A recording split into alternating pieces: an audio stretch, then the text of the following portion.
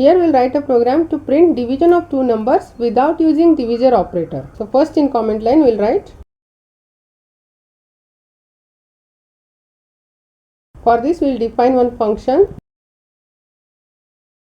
with two parameters as x and y. First we will check whether any number is 0 or not. So if x equal to 0 or y equal to 0, we will print invalid number and will return from the function.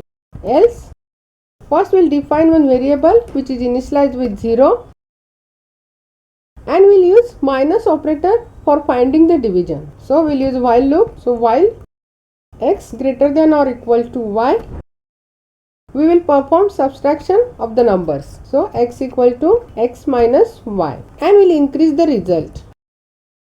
So result equal to result plus 1, and outside the loop we will return result. And outside the function we will accept value for x and y. So x equal to int input, enter first number. In y we will accept another number. So y equal to int input, enter second number.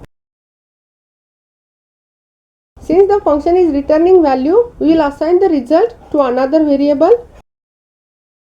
Result equal to, we will call the function find division and we will pass x and y as a parameter and we will print the result.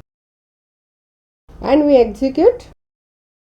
I will give first number as 6, second number as 3, it will print 2. We will write message here,